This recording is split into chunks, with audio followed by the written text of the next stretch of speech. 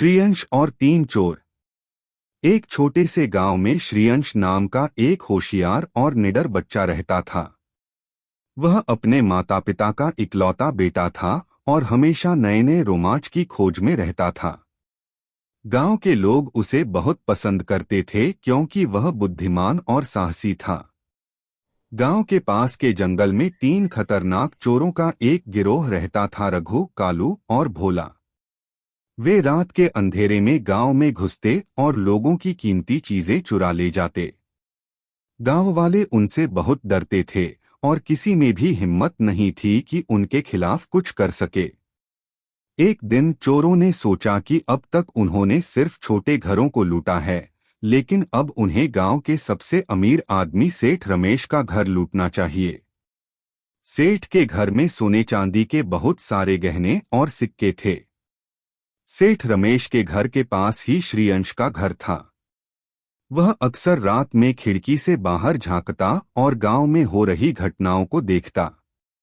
उस रात जब चोर सेठ के घर की ओर बढ़ रहे थे तो श्रीयंश की नजर उन पर पड़ गई।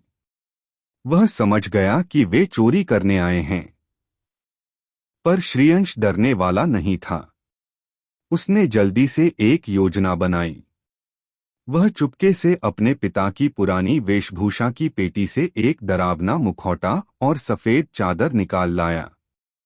फिर वह बगीचे से कुछ सूखी टहनियां लेकर घर के पीछे वाले रास्ते से बाहर निकला। चोर सेठ रमेश के घर में घुसने ही वाले थे कि अचानक पेड़ के पीछे से सफेद चादर ओढ़े एक अजीब सा प्राणी निकला।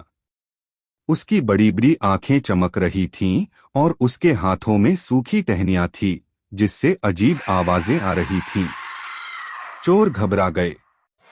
इन रघु कांपते हुए बोला, यह क्या है? कालू डरते हुए बोला, लगता है कोई आत्मा है। भोला घबराकर पीछे हटते हुए चिल्लाया, भागो, यह गांव भूतिया है। श्रीयंश ने अपनी आवाज बदलकर डरावनी बना ली और गहरे स्वर में बोला, जो भी इस गांव में चोरी करने आएगा उसे श्राप मिलेगा। यह सुनकर चोरों के होश उड़ गए।